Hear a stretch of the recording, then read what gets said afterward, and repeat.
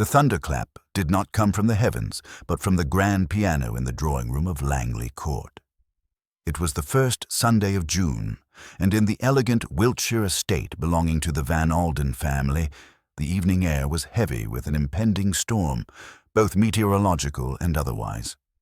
Inside, the guests gathered like well-dressed chess pieces, sipping champagne beneath chandeliers and admiring the dulcet touch of the evening's performer, Miss Isadora Carmichael, famed concert pianist and darling of the European salon circuit. She sat poised at the Steinway, her fingers gliding with eerie precision over the keys, playing Debussy's Clair de Lune with the delicate restraint of a woman who understood beauty best when whispered. And then she played a note no one heard.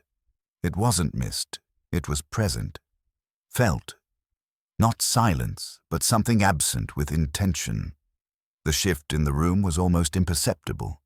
A few guests blinked. A man tilted his head, but no one said anything. Moments later, Isadora finished the piece, stood to a ripple of polite applause, and offered a smile that did not quite reach her eyes.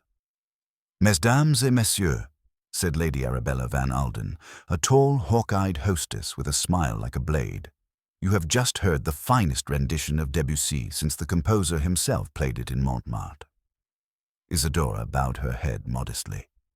It was a pleasure to play for such a discerning audience. The party resumed in murmurs and laughter, but the pianist quietly disappeared from the room. No one followed. Not immediately. It was 2 hours later that the scream rang out. Hercule Poirot, in the midst of a restful stay in nearby Bath, received the call the next morning. Lady Van Alden had spoken his name with such desperation that the receptionist at the Grand Imperial Hotel had personally brought the telephone to Poirot's breakfast table. "Monsieur Poirot," came Lady Arabella's voice, brittle with fear and vanity, "there has been a tragedy. Isadora Carmichael. She has died. In my home, during my soirée." "Murder?" Poirot asked calmly, setting down his buttered toast with surgical precision. I do not know. The police, they are unsure, but she was found in her suite. No sign of struggle, no wound. The door was locked from the inside, but there was blood on the ivory keys of the piano in her room." Poirot said nothing for a moment. Then, quietly, "I will come at once." Langley Court loomed from the mist like a stately ship at anchor, all gables and tradition. The constable at the gates waved Poirot through after confirming his identity, and he was met at the door by Lady Arabella herself. She wore mourning black already, though Poirot could tell it was tailored hastily. Expensive, but too new. Grief clashed with her need for social control. "You must understand," she said, leading Poirot through the marble-floored foyer, "that Miss Carmichael was not simply a performer. She was our performer, a guest of honor. She had stayed with us for a week." Poirot nodded. "And during that week, madame, did you notice anything unusual?" Lady Arabella hesitated. "She was fragile. Not physically, emotionally. She often played in the middle of the night. Said it helped with her dreams." "Dreams?" Poirot raised an eyebrow. "She claimed they were becoming too real." Inspector Colin Braddock was already on scene inspecting the locked suite with the solemnity of a man trying to make a simple case fit an inconvenient death. "Poirot," he said, extending a reluctant hand. "Glad you're here, though I doubt even you'll make sense of this." Poirot inclined his head politely. "A locked room, blood on piano keys, and no sign of violence. It is not so much senseless, Inspector, as silent. May I examine the room?" The suite was ornate, richly furnished, and eerily still. A crimson dressing gown lay folded on the chaise. A tea-tray remained untouched by the window, and there, on the Steinway upright against the far wall, were 3 fingers' worth of blood smeared across the keys like a grotesque musical signature. Poirot approached the piano, kneeling beside the bench as he studied the smear. Only one hand, he murmured. Interesting. Not the palm, but the fingertips. He looked around. Where is the body? Taken by the coroner 2 hours ago. Braddock replied. No signs of struggle. Heart failure, most likely, but no history of it. The only odd thing is that her hands were unusually cold. Even for the dead? Poirot asked. Braddock shrugged. I've seen my share, and yes, colder than usual. No forced entry. Doors locked, windows shut. No poison in the initial tests. We're waiting on the full toxicology report. Poirot remained silent for a time, then turned to the room. I would like to speak to everyone who was present at the soiree. They're still here, Braddock said. Lady Van Alden insisted no one leave until the matter was resolved. Poirot permitted himself a small smile. A wise precaution. And how many guests? 8 in total, not including the staff. Then we begin at once. I should like to question them. Each one, alone. In the next room, guests gathered nervously, sipping coffee and murmuring among themselves. Poirot stood by the window, his silhouette cut sharply against the light as he glanced at the group. There was Sir Julian March, a retired ambassador with immaculate manners and an eye for scandal. Vivienne Locke, a young composer and former student of Miss Carmichael, pale with concealed fury. Dr. Elias Penworthy, a somber neurologist with a reputation for controversial theories. Harold Fenchurch, a music critic infamous for destroying careers with his pen. Clara Van Alden, Lady Arabella's daughter, with her tight-lipped grace and 2 wide eyes. Thomas Ridge, a shy, piano tuner with calloused hands and a guilty air. Madeleine Gray, Isadora's traveling companion and manager, efficient and grim. And of course, Lady Arabella herself. A finely tuned ensemble, Poirot thought, and one of them had struck a note meant never to be heard. Poirot's gaze lingered on the group of guests, each one pretending to remain calm but betraying their unease with every subtle shift of their posture. The faintest tremor in a hand, the fleeting dart of a glance, a too long silence. They were all hiding something, he was sure of it. He turned to Braddock. We begin with Lady Van Alden. She is, after all, the lady of the house. The inspector nodded, though his expression was wary. She insists on being present during the questioning. Poirot made no comment. He knew well the ways of the wealthy, particularly those who considered themselves above suspicion. He stepped forward, guiding Lady Arabella to a corner of the room, away from the others. The other guests were still murmuring softly, too nervous to engage with each other directly. Madame, Poirot began, his voice smooth, measured. I must apologize for the inconvenience of this interview, but I must ask you to think very carefully. We are dealing with a tragedy, and I believe your cooperation will be essential in solving it. Lady Arabella's lips tightened, but she did not resist. Of course, Monsieur Poirot. Anything to help. Tell me, Poirot said, adjusting his tie ever so slightly. Did Miss Carmichael seem disturbed in any way during the evening? Her eyes flickered. Disturbed? I don't know. She was always a bit temperamental. Artists, you know, they're often sensitive. Sensitive? Poirot repeated, his voice as soft as a feather. And yet she played with such grace, such precision. It seemed to me, Madame, that Miss Carmichael was more than just a sensitive artist. She was precise, almost too precise. Lady Arabella's gaze flicked to the others, and she lowered her voice. Are you suggesting she planned her death, Monsieur Poirot? Poirot allowed a small smile to curve his lips. I am suggesting nothing, Madame. I'm only asking questions. You see, it is possible that Miss Carmichael was playing something far more complex than mere music. Not a piece of Debussy, but a piece of something much darker. Lady Arabella blinked, her composure beginning to fray. What do you mean? Poirot held her gaze for a moment longer than was comfortable. Tell me, Madame, what is the true nature of your relationship with Miss Carmichael? Her breath caught, and the tiniest flicker of guilt passed through her eyes. We were friends of a sort. She came to us on the recommendation of several well-placed people. She was a distinguished guest, one who brought a certain cachet to our soirees. A distinguished guest, Poirot repeated, nodding slowly. Of course. And you had no disagreements with her? No falling out? Lady Arabella's eyes hardened. I don't know what you are implying, Poirot, but I can assure you that I had no quarrel with Isidora. She was a talented pianist, and we were proud to have her here. Now, if you'll excuse me, I must see to my guests. Poirot said nothing, only watching as she walked away, her back stiff with indignation. He turned to Braddock, who had been hovering nearby, watching the exchange.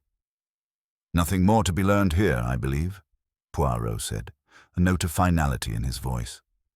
Let us proceed. The next few hours passed in a blur of interviews. Each guest had their turn, one by one, in the drawing-room. Poirot never asked directly about the death of Miss Carmichael, preferring to steer the conversation toward their relationships with her and their activities on the night of the soirée. Sir Julian March, the retired ambassador, was the first to fall under Poirot's scrutiny. Tall, dignified, with the kind of moustache that suggested a man who had never suffered an ounce of doubt, Sir Julian seemed, at first glance, to have little to hide. But Poirot's questioning was precise and unyielding, forcing the man to admit that he had been alone in the library for over an hour before dinner, reading a letter from a former colleague. The letter, it seemed, had caused him considerable agitation, though he declined to explain why.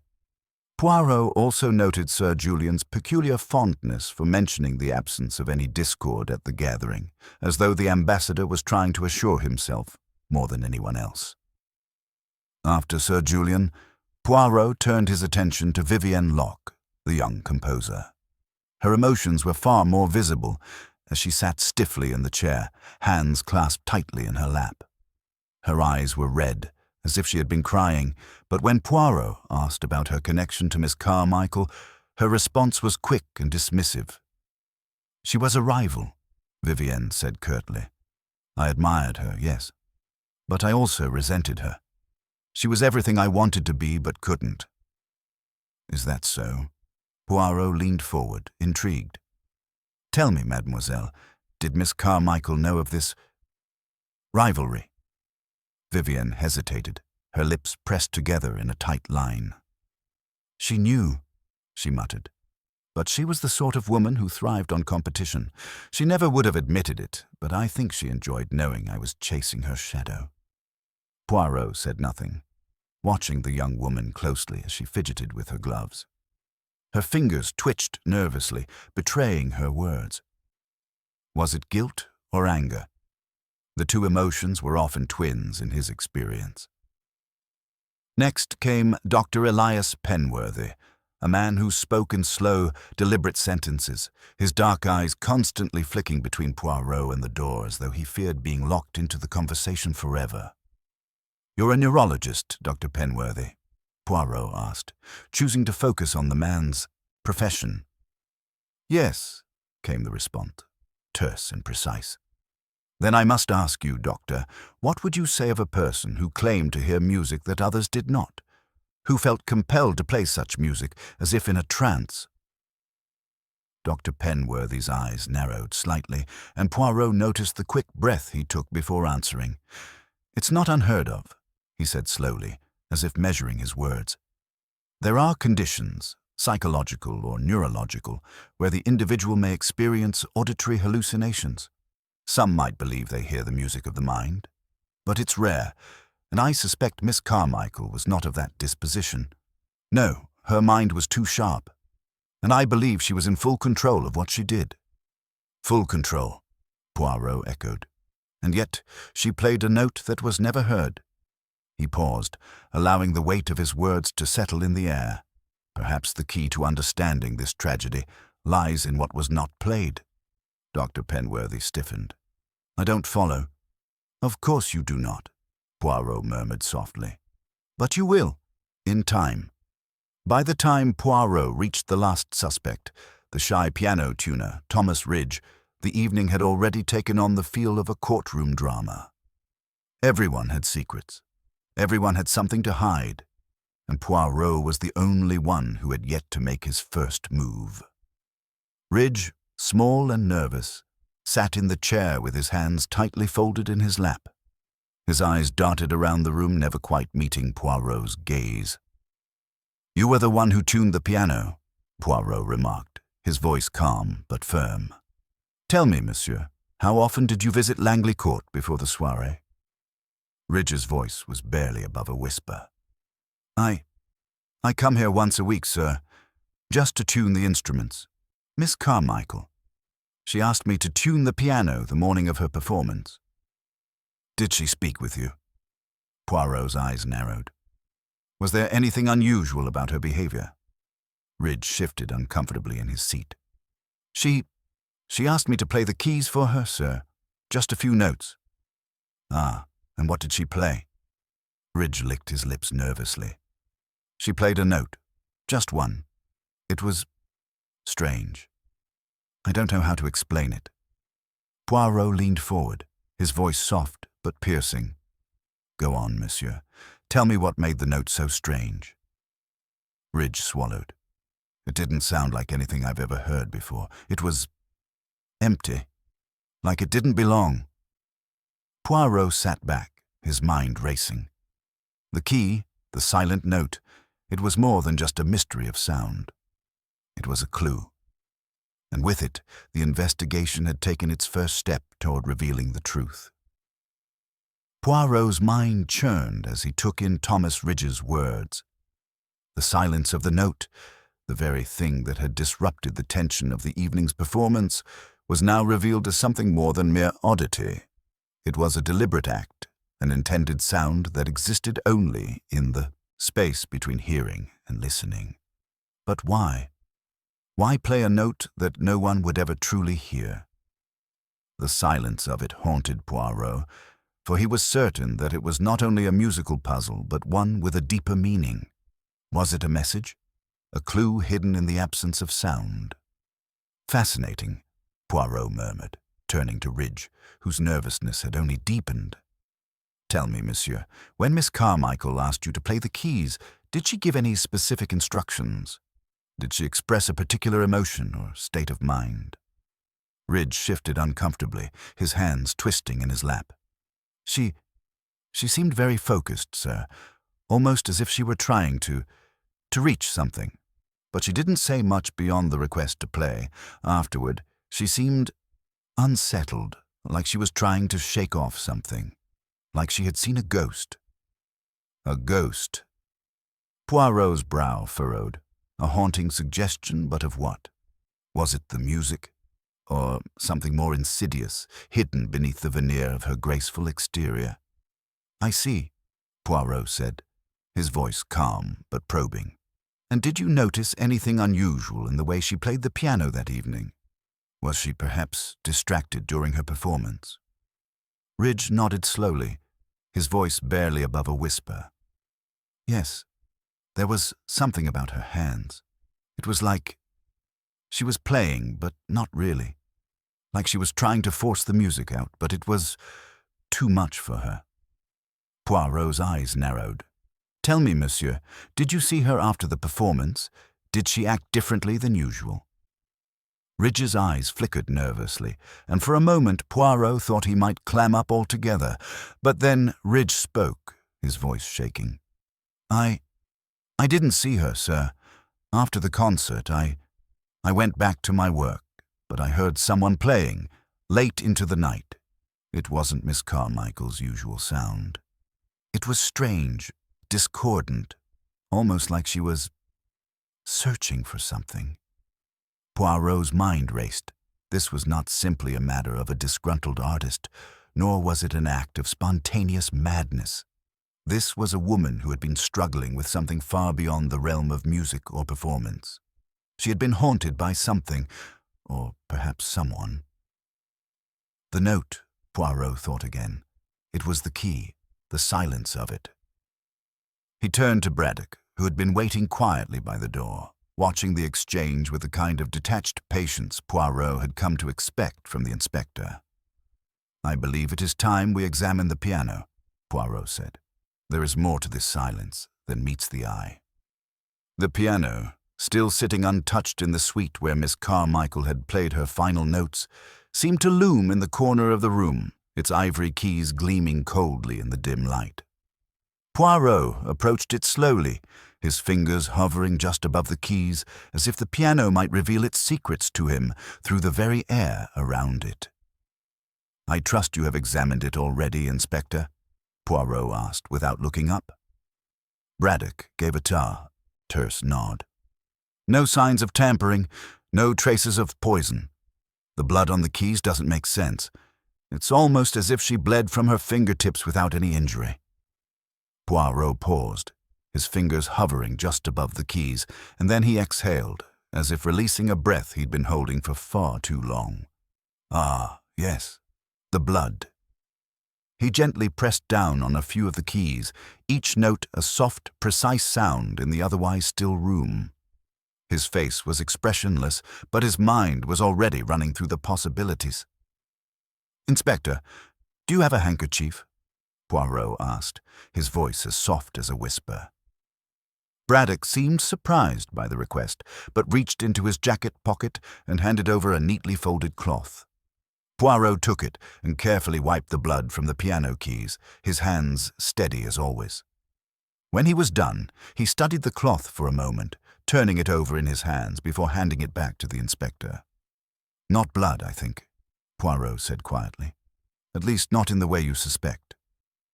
Braddock looked down at the handkerchief. "What do you mean?" Poirot turned to face him. "It is blood, yes, but it has been placed there, deliberately, to mislead us." The inspector frowned. "Mislead us? By whom?" Poirot stepped back, his eyes scanning the room with a calm deliberation. "Ah, that is what we must determine, isn't it?" He turned to face the piano again, his gaze focused on the keys as though he could see through them into the hidden layers of the room. "I believe the blood on the keys was meant to direct our attention away from something more important. But what?" It was at that moment that Poirot's thoughts were interrupted by a soft knock at the door. "I beg your pardon, Monsieur Poirot," said Lady Arabella, her voice tight with barely restrained anxiety. "But there is someone here to speak with you, someone who insists they have vital information regarding the death of Miss Carmichael." Poirot looked at Braddock, who shrugged. "We have no leads. Let's see what this person has to say." Lady Arabella stepped aside, revealing a man dressed in a dark, well-tailored suit. His face was pale, his expression pinched with worry. His eyes darted nervously between Poirot and the inspector. "Monsieur Poirot," the man began, his voice trembling, "I am Thomas Ridge's father. I believe I know why Miss Carmichael died." Poirot's curiosity piqued. He gestured for the man to sit. "Please, monsieur, speak. What do you know?" The man took a deep breath, as if summoning the courage to speak. "I am a doctor, a physician of some repute. I have worked with Miss Carmichael for some time. Her condition, it was not merely psychological. There was a physical ailment. She was suffering from an illness, one that would have killed her in time." Poirot leaned forward. "An illness, you say?" The man nodded, his eyes wide with fear. "Yes. A rare condition. It causes the blood vessels in the hands to rupture, to bleed without warning. Miss Carmichael had been undergoing treatment for it, but she refused to stop playing. She refused to stop performing." Poirot's mind worked swiftly, piecing together the fragments of the puzzle. The blood on the piano keys, the silence, the strange note.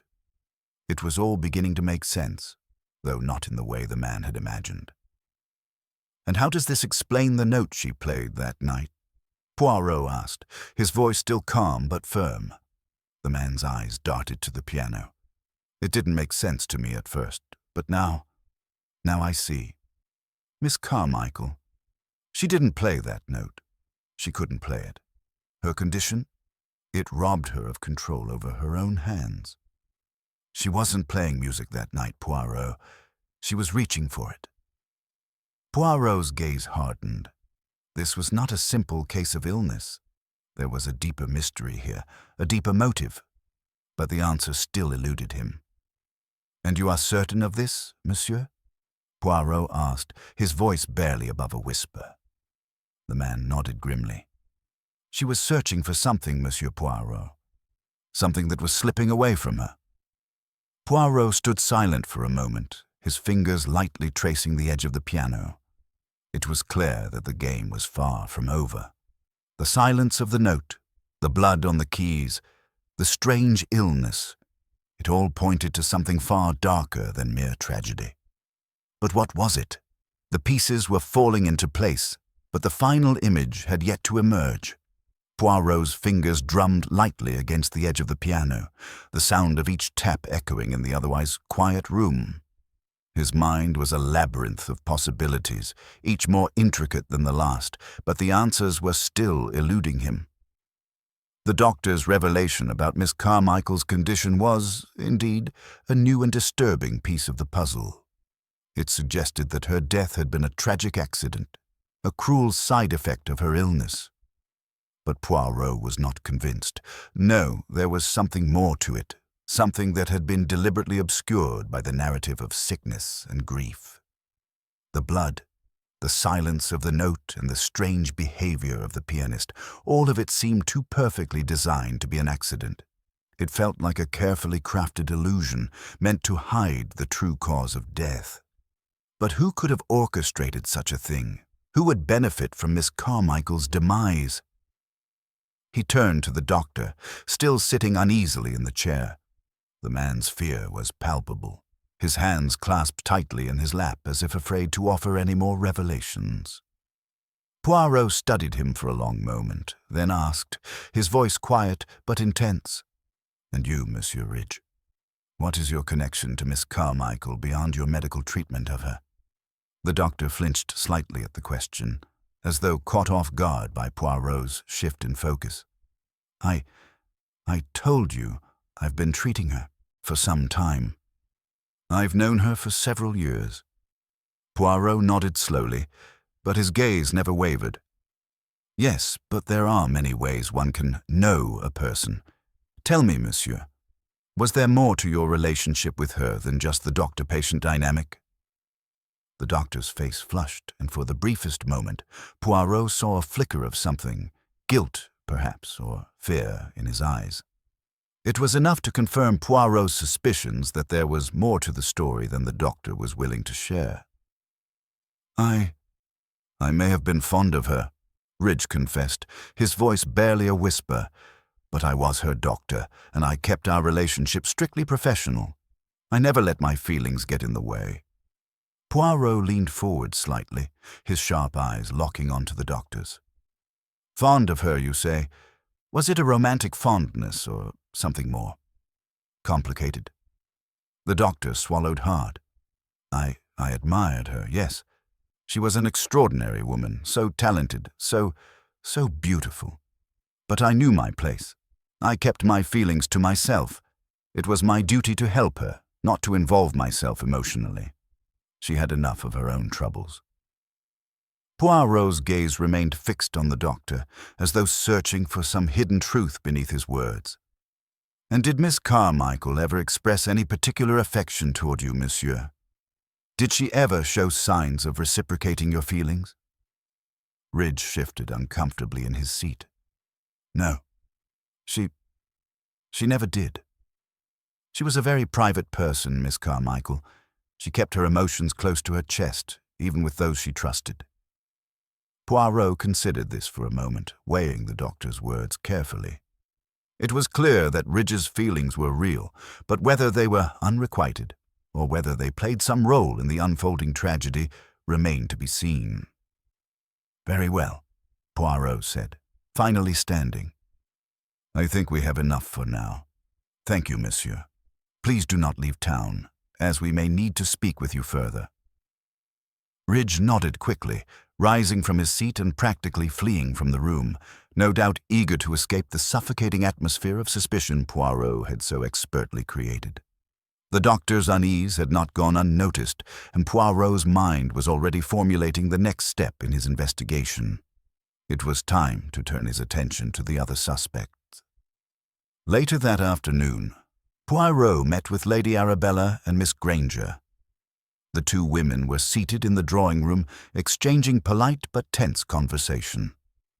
Lady Arabella's face had grown paler in the days since Miss Carmichael's death, her eyes betraying a sleepless night, while Miss Granger, ever the picture of composure, sat rigidly beside her. Poirot wasted no time in getting to the heart of the matter. Mademoiselle, he began, his voice calm but unwavering. I have heard much about Miss Carmichael's life, but I would like to hear it from you. What was your relationship with her? Lady Arabella blinked, taken aback by the directness of the question. Miss Granger, however, was unfazed, her gaze steady and cool. Miss Carmichael was a brilliant artist, she said smoothly. A difficult one at times, but a brilliant one. We were all privileged to know her, though her presence could be unsettling. Poirot nodded thoughtfully. Unsettling, you say? In what way? Miss Granger's lips curled slightly, but her tone remained polite. Miss Carmichael had a tendency to control things around her, people, situations.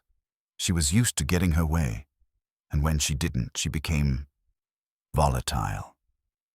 Lady Arabella, who had been silent until now, spoke up.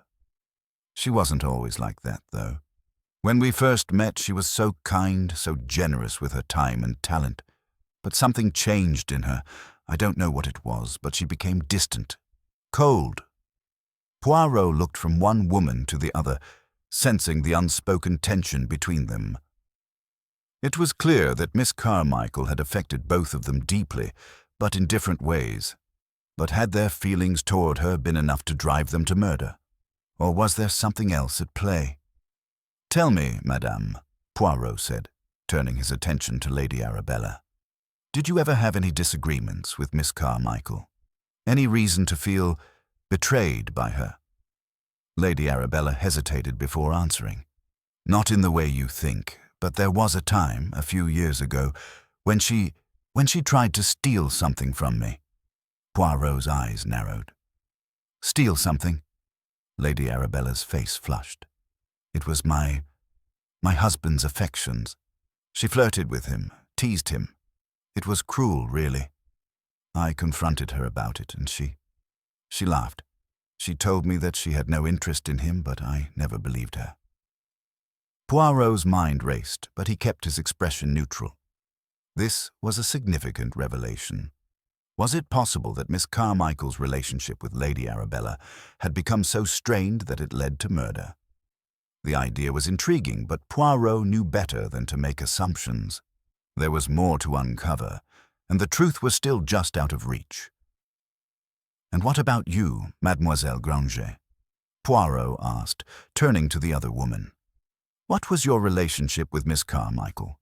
Was there any rivalry, any competition between you? Miss Granger's expression remained unreadable. Rivalry?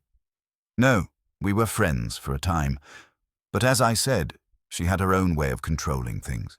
It became difficult to be around her. Poirot pressed further. And did you ever notice anything unusual about her behavior in the days leading up to her death? Miss Granger shifted slightly in her seat. She was agitated, fidgeting. Her hands were trembling, and she kept muttering to herself. She was very distracted. Poirot nodded slowly. The pieces were starting to come together, but the puzzle was far from complete. There were still many contradictions in the story, and it was clear that each of these women had their own secrets to keep. As Poirot took his leave, he found himself no closer to the truth, but he was certain of one thing. Someone in this house had been hiding something, and soon that secret would be uncovered. The game was far from over. The following day brought a new sense of urgency to the investigation. Poirot's mind, ever sharp and methodical, had found no solace in the previous evening's interviews. The contradictions, the conflicting emotions surrounding Miss Carmichael's relationships only deepened the mystery. But Poirot was not one to succumb to the tide of confusion. Each piece of the puzzle would fall into place in time. He simply needed to wait for the right moment to strike. Poirot's next visit was to the conservatory, where the weathered, elegant furniture had witnessed years of clandestine conversations, whispered secrets, and quiet betrayals.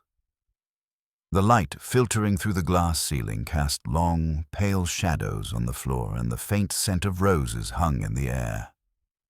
In this place, Poirot had arranged to meet the musician, the one person in the household who might be able to shed light on the final, silent note, the key to the whole mystery. Julian Brentwood, a violinist of some repute, sat in a corner of the room tuning his instrument. His posture was rigid, and his movements almost mechanical, as if he were doing everything in his power to avoid eye contact with Poirot. His nervous energy was palpable, but it was not the nervousness of someone caught in a lie. It was the kind of anxiety a man might feel when he knew he was on the precipice of an event he could neither control nor avoid. "Ah, Monsieur Brentwood," Poirot said, with a nod of acknowledgement as he took a seat across from him. "I trust you are well today." The violinist gave a tight smile, but there was no warmth in it. "I am, Monsieur Poirot. How can I help you?" Poirot regarded him for a moment, noting the tension in his fingers as they rested on the violin's neck. "I'm curious, Monsieur Brentwood, about the night Miss Carmichael passed away. You were present at the concert, yes?"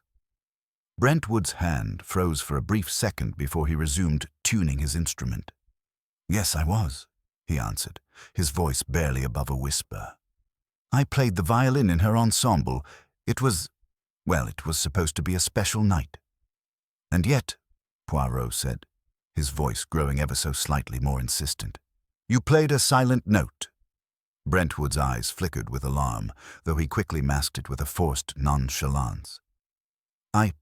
I don't know what you mean," he said, his voice trembling only slightly. "There was nothing wrong with my performance." Poirot raised an eyebrow. "Ah, but monsieur, you and I both know that is not true. You played a silent note, one that was not intended, a note that was meant to be heard, but instead, how shall I say, remained unspoken." Brentwood's face drained of color, and for the first time he looked directly at Poirot. "How do you know about that?" His voice was filled with disbelief and a hint of fear. Poirot's expression softened, though his eyes remained sharp. "I have my methods, Monsieur Brentwood. But it is not what I know that is important, it is what you know. The question is, why did you play that note?" The violinist swallowed hard. He looked around the room as though searching for an escape or some reassurance from the silent walls. His fingers tightened around his instrument, but he made no move to put it down. "It wasn't deliberate," Brentwood said finally, his voice cracking. "I didn't mean to do it. I was distracted. My mind kept drifting. The whole thing, it was just too much." Poirot's gaze sharpened. "Too much? You refer to Miss Carmichael's illness, no doubt." Brentwood nodded, his expression haunted. "Yes, that's right. Her condition had worsened in the days leading up to the concert. She was unwell, visibly so. But she insisted on performing. She was obsessed with it, and when I heard her, when I saw her that night, something inside me just snapped." Poirot leaned forward. "Something inside you snapped? You mean you were afraid for her?" Brentwood's hand tightened around the violin bow as though recalling the night in vivid detail. "I didn't know what to do. She was struggling to hold herself together, but I couldn't stop her. She was so determined. I thought she was going to collapse right there on stage, but I didn't know how to stop her. I didn't want to ruin the performance. It was supposed to be her last grand concert. The audience expected so much from her." Poirot watched Brentwood carefully, noting the rawness in his voice. "So, instead of stopping her, you played a silent note?" The violinist's head dropped. "Yes, I didn't mean to. But in that moment, the sound, the music, it felt wrong. I couldn't play. It was as if the music itself was dead, and I was just going through the motions. He shuddered. I wanted it all to end, the whole thing, but it didn't. She finished the piece, and then she collapsed. Poirot's mind raced. Brentwood's account was compelling, but there was something else beneath it. A layer of guilt, fear, or perhaps something more sinister that he wasn't yet prepared to reveal. He needed to dig deeper. But the silent note, Poirot said carefully. Was it accidental, or was it your way of signaling your distress? Brentwood looked up, his eyes wide with a mixture of fear and confusion. I didn't mean to signal anything, Poirot. It was just a mistake, a moment of weakness, I suppose. I didn't even realize what I had done until it was too late. Poirot sat back in his chair, contemplating. The silent note had been a critical piece of the puzzle, an unusual, almost subconscious response from Brentwood. But the question remained. Why had he reacted this way? Was it a simple mistake, as he claimed, or was there something more at play? Poirot stood, his sharp gaze never leaving Brentwood's nervous form. I believe you, Monsieur Brentwood, though I find your actions most peculiar. But I will not overlook them. There is still much I do not understand, but I will return soon, and we shall see if your account holds. The violinist nodded eagerly, a sense of relief flooding his features. But Poirot was already lost in thought, considering the implications of Brentwood's confession. The man had been distracted, afraid, and possibly guilt-ridden. But did that make him a murderer? Poirot wasn't so sure. As Poirot walked out of the conservatory, his mind was working at full capacity. He had more pieces to collect, more connections to make. His next step would be to return to the scene of Miss Carmichael's final moments. He needed to see the piano again, to re-examine the environment with fresh eyes. The truth was hidden somewhere in that room, and Poirot would find it, no matter how carefully it had been concealed. The game was nearing its end. The hallway outside the conservatory echoed faintly with the sound of Poirot's polished shoes as he made his way back toward the music room. The air within the house had grown perceptibly heavier since his arrival, an unseen pressure that thickened with every revelation. Though no one had spoken it aloud, the presence of a murderer among them cast a long, silent shadow over the estate. Poirot paused at the threshold of the music room. The grand piano stood solemnly in the center, as if in mourning. Its keys, once animated by Margaret Carmichael's artistry, now lay untouched. Poirot stepped inside, the air cool and still. He surveyed the room once again, not with the fresh eyes of a newcomer, but with the practiced gaze of a mind retracing its path, looking for what it had missed the first time. He walked around the piano, noting its impeccable polish. On the surface, everything was as it had been. The metronome on the edge of the piano stopped. A velvet-bound scorebook, closed and pristine. A silver pendant chain coiled beside the bench. He bent closer to examine it. It hadn't been there during his previous visit. Or had it? A small, inconspicuous detail easily overlooked. He lifted it carefully between two fingers. No locket, just a delicate chain, recently broken. His eyes narrowed. Jewelry that snapped easily did not concern Poirot.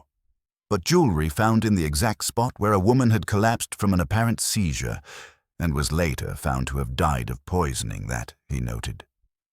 Une chaîne brisée, he murmured. Such things do not break themselves. A step behind him interrupted his thoughts. Poirot turned to find Colonel Wakefield standing at the doorway, arms crossed. Pardon the intrusion, Monsieur Poirot. I didn't realize you'd returned to the scene. Poirot offered a cordial nod. Not at all, Colonel. It is quite expected. A man in your position, protective of the household's order. But tell me, did you know Miss Carmichael to wear a necklace? Something simple, perhaps silver. Wakefield's brow furrowed. Yes, I believe she did. Wore it almost daily, a chain with a locket. Family heirloom, if I'm not mistaken. Why? Poirot gently held up the broken chain. Because I find it here, yet without its locket. It is small, easy to conceal, or lose if one were careless. Wakefield took a step into the room, his eyes narrowing. You suspect someone took it? Poirot shrugged lightly, or perhaps discarded it. People react in interesting ways when faced with death, mon colonel. Some grieve, some conceal, others panic. You think this murder, then? Wakefield's tone was low, tense. Poirot gave a delicate, almost sorrowful smile. I think it is no longer a question. The colonel said nothing, but the stiffness in his posture spoke volumes. Poirot watched him carefully. The man's military bearing made him a difficult read. His emotions, when revealed, were carefully portioned. But Poirot noted the twitch at the corner of his jaw and the way his hands clenched ever so slightly at his sides. As Wakefield excused himself, Poirot returned his attention to the piano, now considering not just what had been left, but what was missing. He knelt beside the bench, running his fingers along the underside. He felt the edge of a loose board. It gave slightly under pressure. Inside was a narrow compartment, cleverly concealed. Poirot reached in and drew out a folded note. The ink had faded slightly, but the handwriting was unmistakably feminine. You promised me truth, but I hear only lies. I won't be your silence any longer. If you do not speak, I will. Tomorrow. Let the audience judge you as I have. Poirot's lips pursed. The letter bore no signature, but it did not need one. It was a threat, not of violence, but of exposure. And someone, he suspected, had been desperate enough to ensure it would never be acted upon. Later that afternoon, Poirot convened a quiet conversation with Lady Frances Lockwood in the solarium, where the fading sun filtered through lace curtains and cast fractured light across her lined face. She sat with perfect posture, her cane across her lap, her cool gaze as unyielding as ever. Lady Frances, Poirot began, your goddaughter, Miss Carmichael. She was a woman of great pride, oui? Frances gave a slow, stiff nod. Immensely so. Margaret could be intolerably stubborn. It served her well on stage, but not always in life.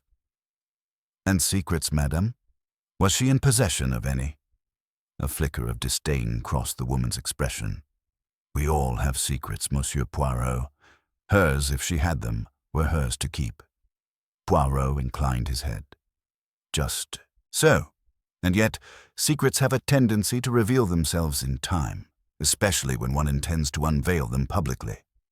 Lady Frances's grip on her cane tightened. What are you implying? Poirot leaned in slightly, his voice low but firm. Merely that your goddaughter was planning to speak out about something damaging. I believe she wrote a letter, a warning of sorts, to someone who feared what she knew. There was silence. The light shifted. Frances's face remained still, but her eyes were no longer steely. They were calculating. She didn't tell me about a letter, she said slowly, but she did speak of betrayal. Someone close. She wouldn't say who. Only that the performance would be her triumph, and theirs, their disgrace. Poirot absorbed this. The silent note, the tension among the ensemble, the broken chain, the missing locket, and now this cryptic message, all were fragments of a singular truth waiting to be unearthed. He returned once more to the drawing room, where the remaining members of the ensemble were gathered. Julian Brentwood sat apart, still haunted. Clara Lysander leafed through a score with idle detachment, her long fingers tapping a rhythm without sound. Geoffrey Linley, the pianist's long-time confidant, brooded in the corner, avoiding everyone's gaze. Poirot entered with deliberate calm. Mes amis, he said, I must ask once more about the night of the performance. Not the performance itself, but the moments just before. Did anyone speak with Miss Carmichael backstage? There was silence. Then Clara spoke, her voice cool and amused. Everyone did. She floated like a butterfly between us, reminding us not to miss our cues. Did she say anything unusual? Poirot asked. She seemed calm, Linley offered without looking up, but also distant, like her mind was somewhere else. She argued with someone, Brentwood murmured almost to himself. All eyes turned to him. I heard voices, raised ones. I didn't see who it was. I only caught the tail end. Something about exposure. And then she was silent. Poirot nodded slowly. And yet, no one saw this person. The group exchanged glances. Suspicion now lingered in the air like a fine mist. Poirot allowed the silence to stretch, coaxing discomfort to bloom. It often did more to extract truth than 1,000 questions. He clasped his hands behind his back, moving toward the window. Outside, twilight approached. One last thing, Poirot said without turning. The locket. It is missing. And I believe whoever took it feared it contained something incriminating. Again, silence. Poirot turned, smiling with that maddening calm that masked the full workings of his mind. I will discover what it was, and when I do, the silent note shall speak. And with that, he left the room, leaving the ensemble in anxious silence, each one wondering whether their secret would be the one to break the stillness first. The days following Poirot's return to the music room were thick with tension. The mansion, once alive with the sounds of rehearsals and music, was now unnervingly quiet. Even the servants, who normally moved about with the hum of efficiency, seemed to carry the weight of the situation in their manner. It was as if the very walls of the estate had absorbed the tragedy, leaving behind a lingering unease. Poirot, as ever, was focused, methodical in his approach. He returned to his observations, each passing moment adding to the growing web of details he had gathered. There was no room for haste, no room for the noise of speculation. He would sift through every word spoken, every gesture made, until the truth lay bare before him. He met with the others individually in his parlor, inviting each person in turn to sit with him, while he continued his careful assessment of their words and actions. The first to be called was Geoffrey Linley. The pianist's normally aloof demeanor had shifted. There was a weariness about him now, a resignation that had not been present before. His movements were slower, and when he spoke, his words seemed weighed down with a deep fatigue. Mr. Linley, Poirot began, offering the man a chair with his characteristic formality, I would like to revisit a few details from the night of the performance. Linley nodded, his eyes tired but alert. Of course, Monsieur Poirot, if it will help. Poirot's eyes narrowed, assessing the pianist. You are very close to Miss Carmichael, n'est-ce pas? You were her confidant, her companion for many years. I cannot help but wonder, did she confide in you about any troubles she may have been facing recently? Linley's lips tightened. Margaret had her demons, yes, he said softly. She had spoken once or twice about someone threatening her, but she never gave any details. Always said it was nothing, that she could handle it herself. Poirot studied him closely. Who would have threatened her, do you think? Who could have caused her such distress? Linley's eyes flickered briefly before he lowered them, avoiding Poirot's gaze. I don't know. She was a strong woman, monsieur, but there were some things, I suppose, that weighed on her more than she let on. Poirot nodded slowly, making a mental note of Linley's evasiveness. It was not uncommon for those closest to the victim to hide certain truths, often out of a misguided sense of protection. But Poirot knew better than to trust half-spoken words. Did Miss Carmichael mention anything about the locket? The one she wore around her neck? Poirot's voice was gentle but probing. Linley's expression flickered. For a moment, Poirot caught a trace of discomfort, quickly masked behind the usual stoic exterior. The locket. Yes, I know she wore it often, but she never spoke of it much. It was personal, I suppose. Linley hesitated, as if considering something, then added, "She was very protective of it. But that's all I know." Poirot leaned back, observing Linley with a knowing expression. "Protective of it, you say? Interesting." He paused before adding, "You do realize that Miss Carmichael's death may have something to do with that very locket, Mr. Linley. A piece of jewelry, something small and easily overlooked, may hold the key to this entire mystery." Linley's jaw tightened and he shifted in his seat. "I'm not sure what you mean, Monsieur Poirot, but I do know that Margaret wouldn't have wanted anyone to get hurt because of her. She kept things to herself for a reason." Poirot stood, giving Linley a polite nod. "Perhaps you are right, Mr. Linley. But I suspect we may learn something of value if we examine that locket closely." After Linley departed, Poirot's thoughts lingered on his evasive answers. The pianist was clearly withholding something, whether out of guilt or out of respect for Miss Carmichael's privacy. Poirot could not yet say, but the pattern was starting to take shape, and every word spoken was a potential clue. The next to be summoned was Clara Lysander. The actress, who had initially appeared as an aloof figure, was now revealed to be more complex than her surface suggested. When she entered the parlor, her gaze immediately met Poirot's with a kind of quiet intensity. "Ah, Mademoiselle Lysander," Poirot said with his usual politeness. "Please make yourself comfortable." Clara seated herself gracefully, her sharp eyes never leaving Poirot's. "I take it you have more questions, Monsieur Poirot. I will answer as best I can, though I fear you may not like what you hear." Poirot studied her face, noting the subtle tension in her features, the way her fingers traced the edge of her glass. "I find it fascinating," Poirot began slowly, "that you, a woman who thrives on performance, could so easily fade into the background. Why is that, Mademoiselle Lysander? Why did you so often disappear backstage during the rehearsals, leaving Miss Carmichael to face her audience alone?" Clara's eyes flickered, but she met his gaze without hesitation. "I have no desire to be the center of attention, Monsieur Poirot. I simply prefer to watch. And Margaret did not need me there. She had her moments to shine, just as I had mine.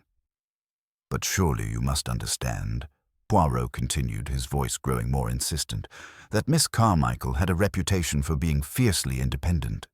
She would not have wanted to be exposed to anything, be it a threat or a warning, without support." Clara's lips curled into a tight smile, but there was an edge of defensiveness to it. "I wasn't there, Monsieur Poirot, because I knew Margaret could handle herself. She didn't need me looking over her shoulder. She had her own battles to fight, battles that had nothing to do with me." Poirot watched her carefully. He was not sure if it was genuine detachment or something else. A desire to deflect suspicion, perhaps. It was too soon to say. But what he did know was that Clara Lysander had been more involved in Miss Carmichael's life than she let on, and there was much more beneath the surface than the actress cared to admit. "I understand," Poirot said softly. "But you must know, Mademoiselle Lysander, that in such matters of great consequence, the smallest details often matter most." Clara nodded curtly, but her gaze hardened. "Is that all, Monsieur Poirot?" "For now, yes," Poirot replied. "But I may have more questions later."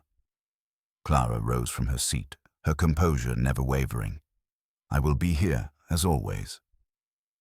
Once she was gone, Poirot allowed himself a moment of reflection.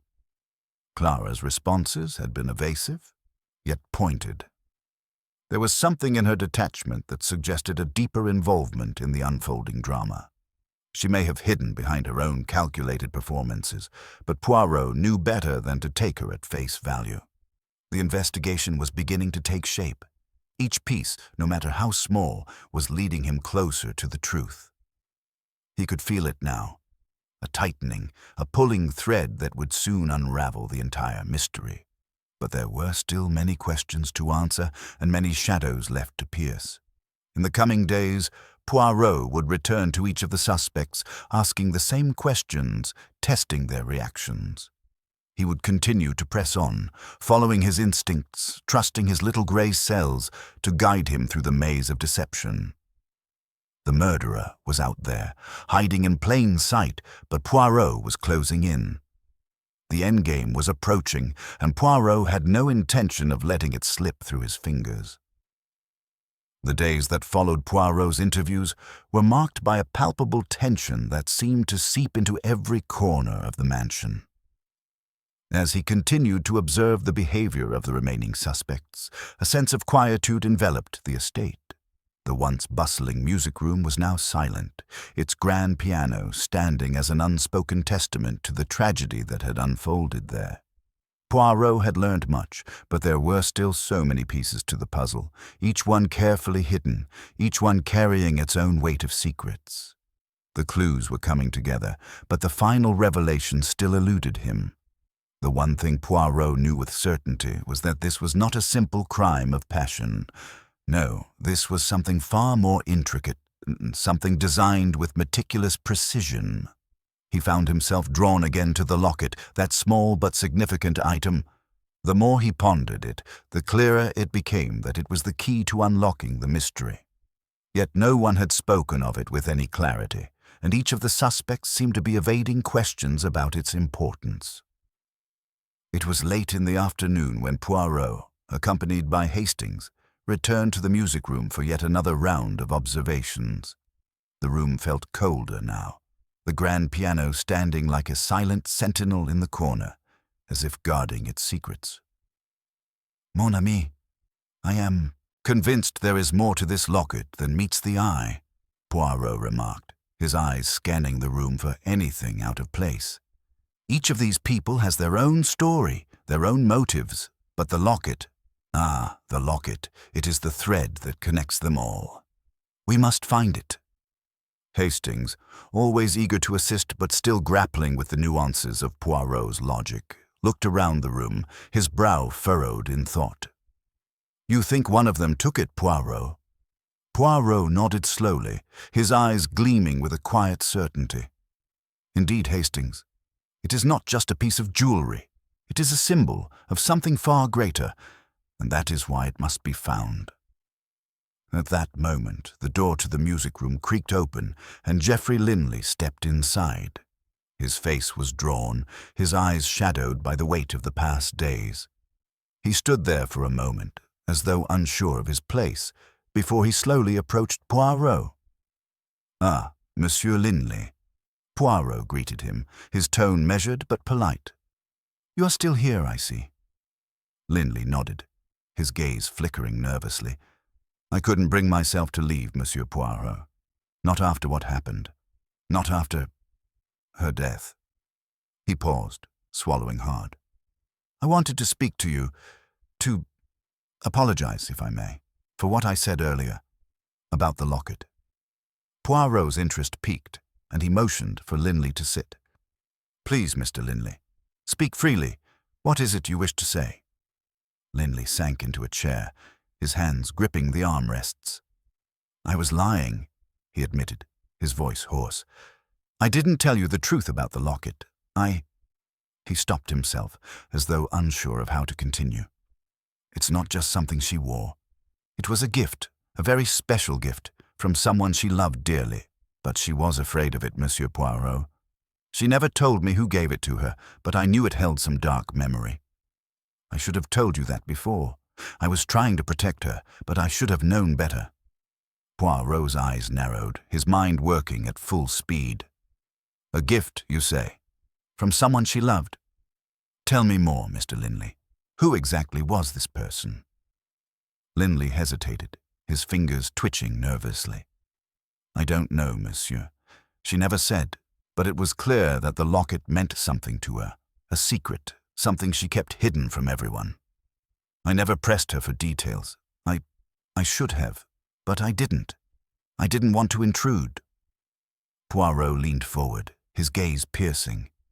"And did she ever mention anyone who might have wanted to harm her?" Anyone who might have had a reason to take that locket from her? Linley shook his head, but there was something in his expression that told Poirot he wasn't being entirely forthcoming. "No," he said, his voice barely above a whisper. "No, she never mentioned anyone like that." Poirot remained silent for a moment, allowing the words to sink in. The pianist's confession had shifted the investigation in an unexpected direction. The locket was no longer just an object of sentimental value. It was a symbol of something much darker, something tied to the victim's past. But Linley's evasion raised more questions than it answered. Why was he so nervous? Why had he been hiding the truth about the locket? Poirot stood, his mind racing with possibilities. "Very well, Mr. Linley. I thank you for your honesty, but I fear that the answers you seek are still elusive. We will need to continue searching, to continue probing, until we uncover the truth." Linley stood as well, his eyes still haunted. "I understand, Monsieur Poirot. I wish I had known more." As Linley left, Poirot's thoughts turned inward. The locket was now the central mystery. Whoever had given it to Miss Carmichael, whoever had left it with her, had a direct connection to the events leading up to her death. But who? And why had it been hidden? Poirot turned to Hastings, who had been standing quietly by the door, taking it all in. "Hastings, we must dig deeper. We must speak to everyone again, re-examine every detail. The locket holds the key to everything." Hastings nodded, his brow furrowed in thought. "You think one of them is hiding the truth, Poirot?" Poirot smiled faintly, a glint of understanding in his eyes. "Mon ami, I am certain of it. Every person here has a secret, and Miss Carmichael, for all her charm and beauty, was no exception. We must find the person who holds the key to her past. Only then will we understand the true motive for her death." The investigation was far from over. Each day that passed brought more questions than answers. But Poirot was undeterred. The pieces were slowly falling into place, and he could sense the resolution drawing near. Soon he would know the truth, and when he did, the murderer would have nowhere to hide. The following days were filled with a quiet intensity as Poirot and Hastings continued to delve deeper into the mystery. Each piece of information brought them closer, yet the final truth remained stubbornly out of reach. Poirot's mind, however, never wavered. His little grey cells had not failed him yet, and he was certain that the solution lay hidden in the smallest details, the things others might overlook. It was an early morning when Poirot called upon the remaining guests for another round of questioning. The atmosphere in the house had shifted. The earlier sense of festivity had been replaced by something far darker. Whispers ran through the halls, eyes darted nervously at each other, and even the most ordinary of conversations felt strained. The house had become a pressure cooker, and the inevitable explosion felt ever more imminent. As Poirot made his way to the drawing room, he saw them all gathered. Miss Charlotte Ashford, still maintaining her prim and proper demeanour, though there was an edge to her usual grace now. Geoffrey Linley, whose agitation had only increased since his last confession, and Samuel Green, whose quiet, calculating presence seemed to grow heavier with each passing day. The last to arrive was Elise Carmichael's cousin, Victoria, who was more a figure of cold detachment than grief. Poirot's eyes flicked from one to the other as he entered, his gaze sharp and measuring. He nodded politely, but his thoughts were elsewhere. Each of them had offered stories, explanations, alibis, but none of them had come close to revealing the truth. "Ah, I see that we are all here," Poirot began, his voice low, precise. "The mystery of Miss Carmichael's death has, as you know, eluded us for far too long. But now, my friends, we are closer than ever to understanding what has truly happened." His gaze swept over them, and for a moment none dared to speak. "I believe we are missing one very important piece, and it is time that I ask each of you one final question. A question that, I'm certain, will unlock the answer.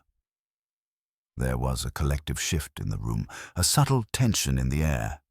Poirot took a moment to let the silence settle, watching their reactions closely. He knew it was not always the words that revealed the most. It was the way people responded to what they feared, to what they were desperate to hide.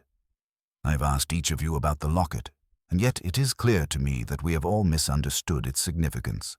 I believe, Monsieur Linley, that you were correct in your earlier confession. It was indeed something more than a mere gift. It was a secret, a connection to a past that Miss Carmichael had carefully kept hidden. Poirot's voice softened, but his eyes remained sharp. But I also believe there is more to it. More than any of you have told me. Geoffrey Linley shifted uncomfortably in his seat. What are you suggesting, Monsieur Poirot? His voice was tight, defensive. Poirot didn't answer immediately. Instead, he turned to Victoria Carmichael. Madame, you have been remarkably quiet throughout this investigation. May I ask you, what do you know of the locket? His question hung in the air, and Poirot watched her closely, noting the flicker of something almost imperceptible, that crossed her face. It was the faintest hesitation, but it was enough. Victoria straightened, her eyes cool and composed. I don't know what you're implying, Monsieur Poirot. My cousin's personal effects were hers to keep. She wore that locket as a token of something important to her, but I cannot speak to its meaning. If you're looking for someone to blame, you'll find none of that here. Poirot's lips twitched slightly in a knowing smile. But I do not seek to place blame just yet, madame. I seek only the truth. He paused for effect, then turned to Charlotte Ashford, who had been silent until now. Madame, you too have been evasive in your responses. I understand you are Miss Carmichael's friend, but you are also a person of some means, and with means comes access to certain things. Charlotte's expression didn't falter, though her hands, clasped tightly in her lap, betrayed the faintest tremor. I've told you everything I know, Poirot, she said, her voice steady. Elise was my dear friend. I would never have wished for such a thing to happen to her. I'm heartbroken, truly, but if you are accusing me of something, I'm not accusing anyone just yet, madame, Poirot interrupted. I'm merely trying to understand. The relationships here, they are complicated, are they not? His gaze moved once more to Samuel Green, who had remained silent but watchful throughout the exchange. Monsieur Green, you have been an interesting figure in this investigation. A man of business, a man with connections, but also a man who seems removed from the emotions of the others. Perhaps you can help me understand why Miss Carmichael would have chosen to remain in this house, surrounded by so much tension, rather than seek refuge elsewhere. Green's lips tightened at the mention of his name, but he did not rise to the bait. Instead, he simply shrugged, his voice low and controlled. I don't know what you mean, Poirot. I was merely a guest here, like everyone else. But were you? Poirot's question was sharp. Were you truly just a guest? Or was there something more to your presence here? A reason beyond mere friendship, perhaps? The silence that followed was thick with implication. For a long moment, no one spoke. The room felt stifling, the air pressing in on them as though it could no longer contain the weight of the secrets they all carried. Poirot's gaze lingered on each suspect, one by one, his mind processing the interactions, the body language, the subtle signs of discomfort that hinted at deeper truths. He could feel the pieces of the puzzle shifting into place, but something was still not quite right. He had the feeling that one last revelation, one final breakthrough would come from an unexpected source. Someone who had remained silent. Someone who had been watching and waiting, ready to pounce the moment the opportunity presented itself. Poirot straightened in his chair, his eyes narrowed, his voice quiet but firm. I believe we are close, very close to understanding what happened here. But before I proceed, I need to know one last thing, one final piece of the puzzle. Where is the locket now? The question hung in the air, its weight impossible to ignore. Each suspect's face tightened, and in that moment, Poirot saw it. The flicker of recognition. The realization that they had been caught in their own web of lies. A sudden movement caught his attention, a hand reaching into a pocket, a furtive glance exchanged between Charlotte and Victoria. Poirot's lips curled into a small smile. The game was on. The atmosphere in the drawing room was thick with tension. The question Poirot had posed lingered in the air like a challenge, its weight settling over the group.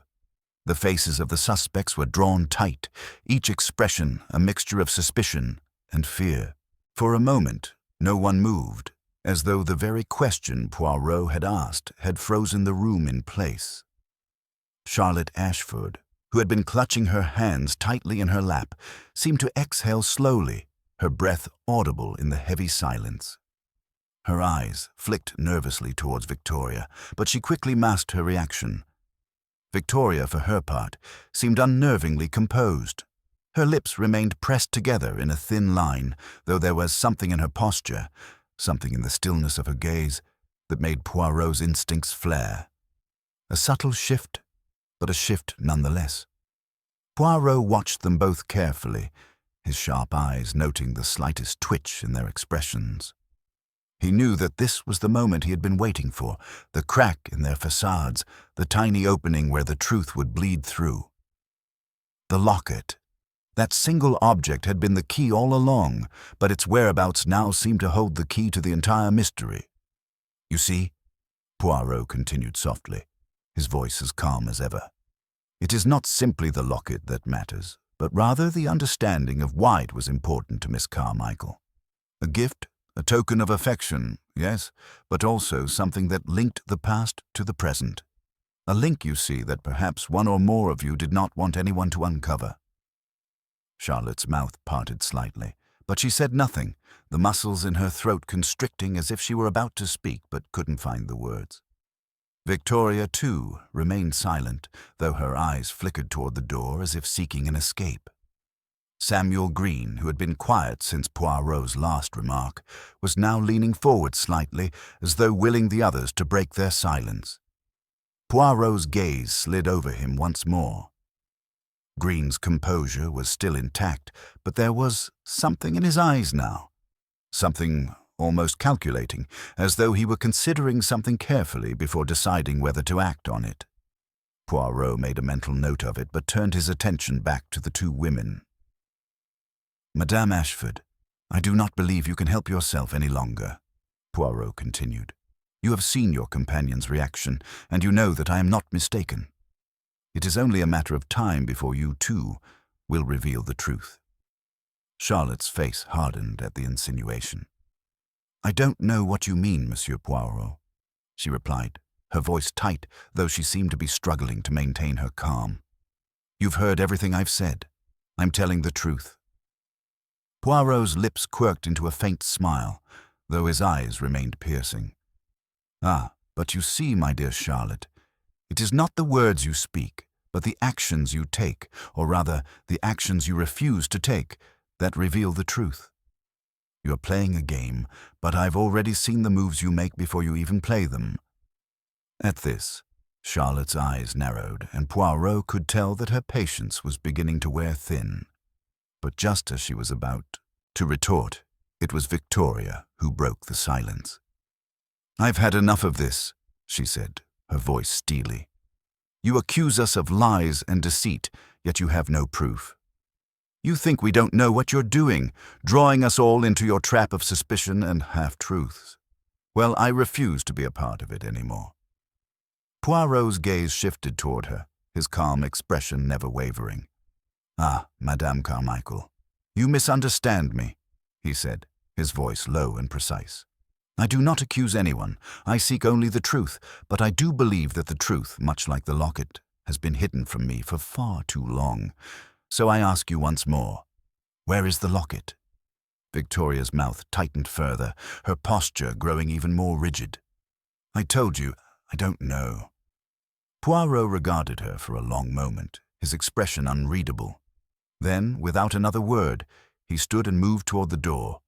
A deliberate move, one designed to catch the others off guard. For a brief moment, the tension in the room seemed to break, but Poirot's eyes remained fixed on them, unwavering.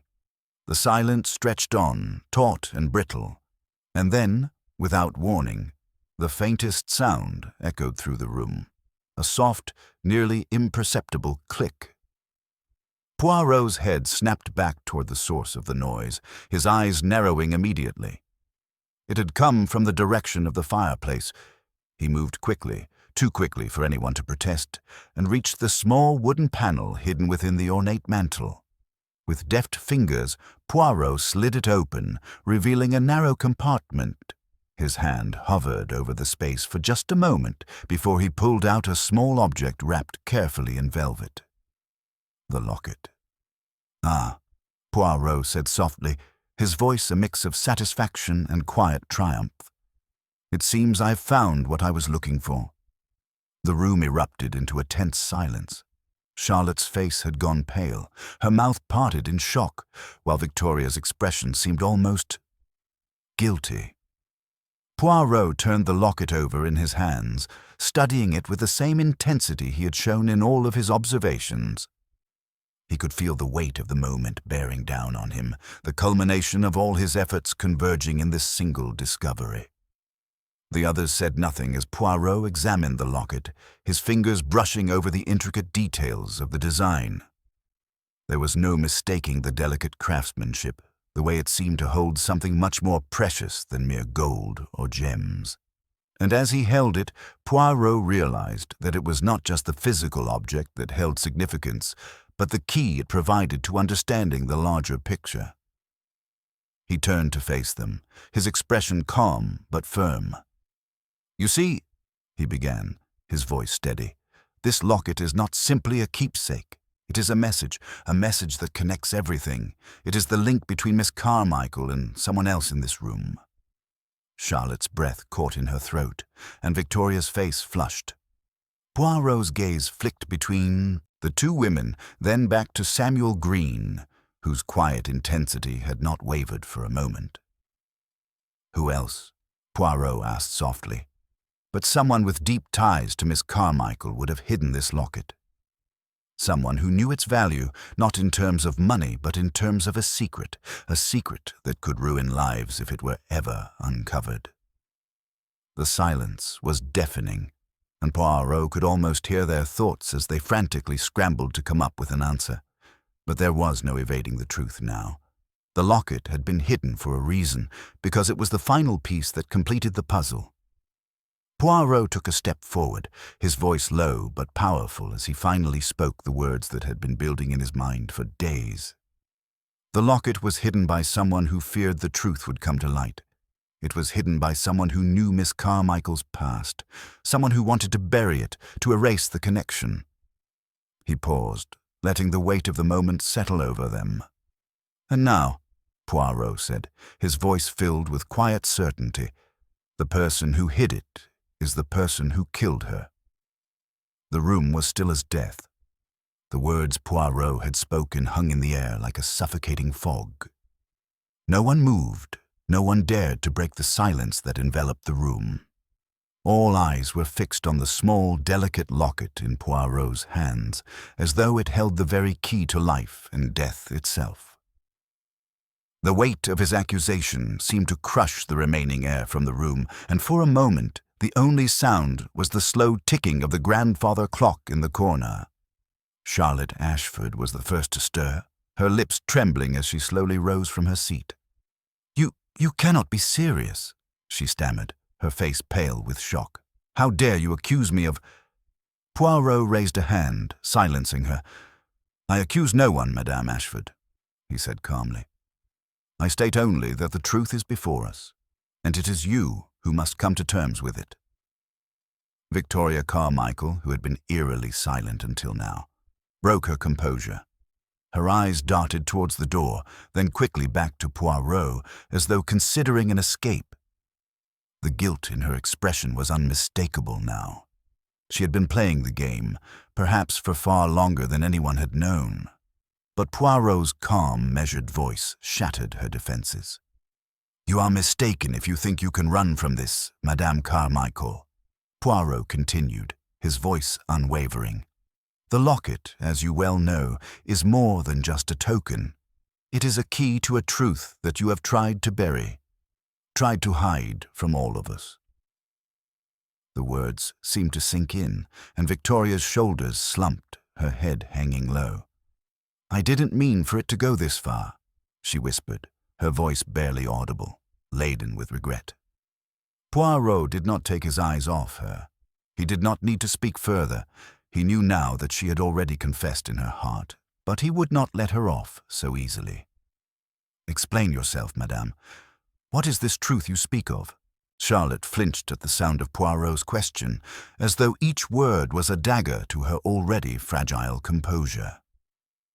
It was a gift, she murmured, her voice trembling. I gave it to her, the locket, to help her remember, to help her forget. Victoria's head snapped up, and for the first time she looked directly at Charlotte. Her lips twisted into a bitter smile. You didn't want me to remember, Charlotte, she said softly. You wanted me to forget. Forget what I was, what I had done. Poirot watched the two women, his eyes keen as the hidden layers of their conversation began to unravel before him. There it was, the seed of the mystery. It wasn't just the locket. It was the past that they both sought to bury. A past that involved more than one life lost, more than one betrayal. You see, Victoria continued, her voice gaining strength as she spoke, Charlotte and I had a connection, one that no one could know about, a connection that goes deeper than friendship. We were... She stopped, her words hanging in the air, uncertain whether to continue. Poirot leaned forward, his eyes never leaving hers. Go on, madame, he urged. What were you? Victoria swallowed hard, her hands trembling at her sides. We were both involved in a scandal, a terrible one. Before I met Samuel, before I met anyone, Charlotte and I were involved in the death of a man. The room froze again, but this time the shock was far more profound. Charlotte's face drained of color and her mouth opened, but no words came out. Samuel Green, who had been sitting in quiet contemplation until now, sat straighter in his chair, his gaze piercing through the two women. You killed someone, Charlotte whispered, horrified by the confession, though she had likely known the truth for some time. You killed him, didn't you? Victoria's voice was low, but steady. Yes. It was an accident at first. A man who had promised to marry me, who had threatened to ruin us both when we tried to break things off.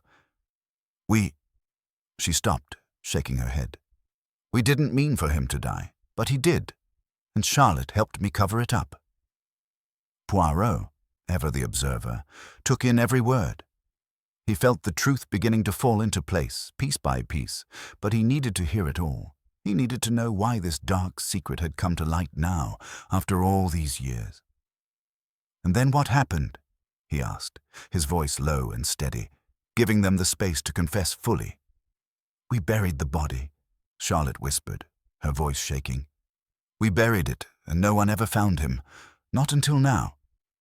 Her gaze flickered nervously toward the door, as though expecting someone to burst in and end the confessions, but no one came. And the locket? Poirot asked, his voice almost a whisper, though his eyes remained sharp. Victoria's lips quivered. The locket was his. He gave it to me, and when he died, I kept it. I couldn't part with it, until Charlotte convinced me to hide it. It was a reminder of everything we had done, a reminder I couldn't live with.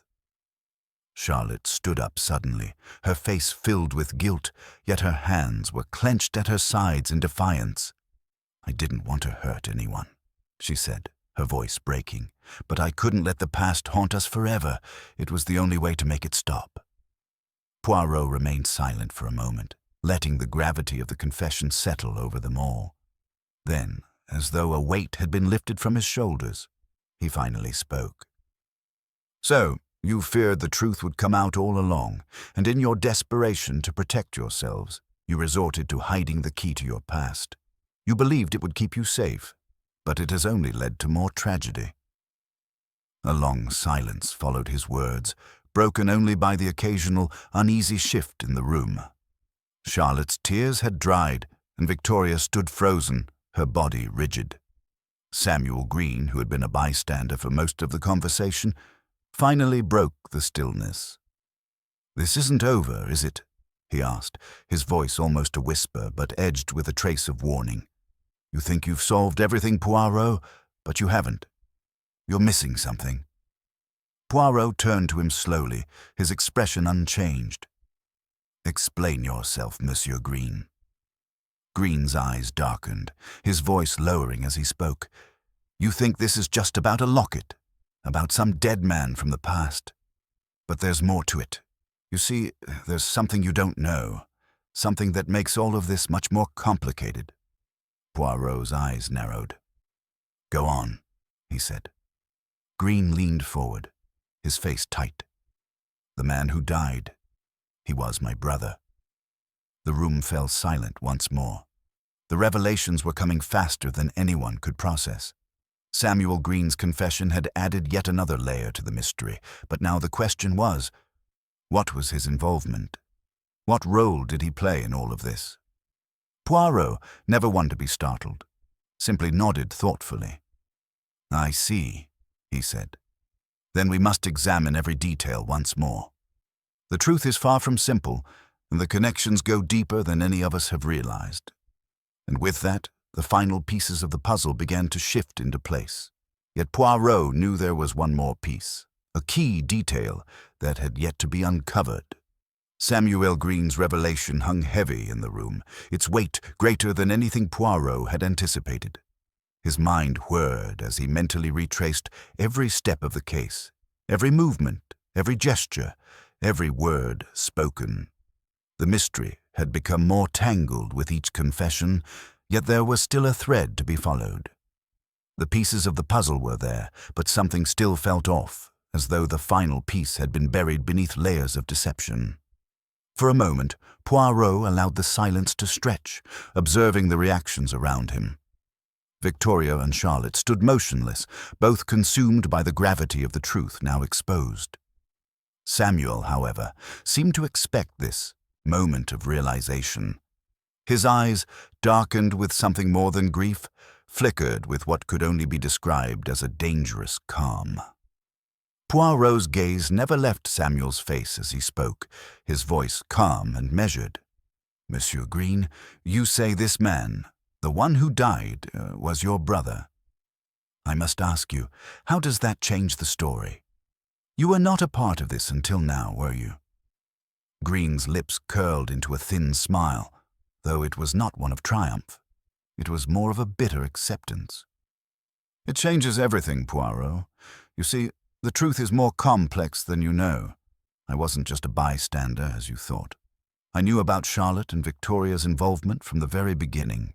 But there's more. You think the locket is the key. It's not." The words were like a jolt to Poirot. The locket, the symbol of guilt and concealment, had been the focal point of his investigation. Now Green was suggesting it was only a small part of the story. Poirot leaned forward, his hands resting lightly on the edge of the table, his expression unwavering. "Then what is the key, Monsieur Green? If it is not the locket, what is it?" Green's smile deepened. "The key," he said softly, "is the very reason I'm here. The reason I was brought into this web of lies. I wasn't just a brother grieving for a dead sibling. I was part of something much darker, something you haven't considered yet." Charlotte's hand shook as she grasped the back of her chair, her face pale with shock. "What are you saying?" she asked, her voice trembling. Green's eyes flickered to her, then to Victoria. "The man who died, he wasn't just a threat to you two. He was a threat to me, too.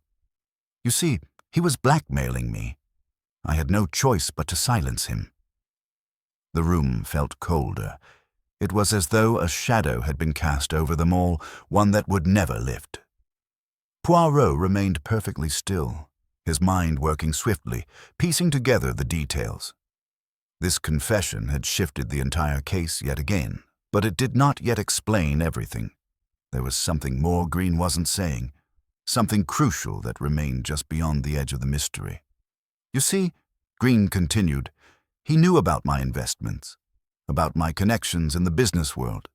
He had discovered that I was embezzling funds, using my family's name to cover up illegal deals. He threatened to expose me, to ruin everything I'd worked for. Poirot's eyes narrowed, the quiet flicker of realization stirring in his chest. You were not just protecting your brother's death, Monsieur Green. You were protecting your own secrets, your reputation, your future, everything. Green nodded grimly. Exactly. I was desperate. And when I heard about what had happened to him, when I knew he was dead, I saw it as an opportunity, a way to erase all the evidence, to cover up my tracks. So, I manipulated the story. I made sure no one would look too closely. But now it all unravels. Doesn't it? Charlotte's eyes widened in horror, and she stumbled back a step, her hands raised as though she were about to push away the truth. No, Samuel, you're wrong. You never told me this. You never said anything about— Of course I didn't, Green interrupted sharply, his eyes hardening. I didn't want you involved. I didn't want anyone to know about my mistakes. But now you see, it was never about protecting you too. It was about protecting myself. Victoria, her face pale with fear, took a hesitant step toward Samuel. You were willing to let us take the fall, after everything we've been through together. Samuel's gaze flickered with something close to regret, but his voice remained cold. I didn't have a choice. I was already too deep into my own lies. But you're right, I should have come clean. Now I see that this was all a terrible mistake. Poirot, still observing the scene with his usual calm precision, understood now that the web of deceit had been spun not only by Victoria and Charlotte, but by Samuel as well. Each person had their own secrets, their own motivations. The truth was far more complex than he had initially believed. Yet, even now, something still felt incomplete. Turning his attention to the locket once more, Poirot's eyes gleamed with understanding. You said earlier, Monsieur Green, that the locket was not the key, but I beg to differ. The locket is important because it is the piece that ties everything together. Green's expression faltered, his defenses crumbling for the first time. What do you mean? Poirot smiled faintly, his gaze piercing. The locket belonged to your brother, did it not? The man you claim to have killed to protect your own secrets. But there is one detail you have overlooked. When you took that locket, when you hid it, you made one mistake. Green's eyes widened, and for a brief moment, he looked like a man cornered, a predator suddenly aware of the trap closing in. What mistake? He asked, his voice strained. Poirot leaned forward slightly, his voice dropping to a near whisper. The mistake of thinking that the locket would protect you forever. You see, Monsieur Green, there is something you did not know. That locket, the one you gave to Victoria, the one that started this entire web of lies, it contained a secret. Not a memento, but a message. Charlotte gasped, her eyes darting toward the object in Poirot's hand. What message? She stammered. Poirot's smile widened, and he slowly opened the locket. Inside, hidden within the delicate metalwork, was a small folded piece of paper. The words written on it were clear and damning. The true killer is Samuel Green. A collective gasp filled the room, and for the first time, Samuel Green's confident facade shattered completely. His mouth opened, but no sound came out. He was trapped, exposed not by his actions, but by the very object he had believed would protect him. Poirot stood, his posture impeccable as ever, his gaze unwavering as he delivered the final blow to the mystery. Monsieur Green, you believed that your lies, your manipulation, would shield you from the truth, but the locket, your brother's final message, reveals all. You, monsieur, are the true killer. You murdered him to protect yourself and your empire." The room fell silent once again, but this time there was no uncertainty. The truth had been revealed, and Samuel Green knew that his reign of lies had come to an end.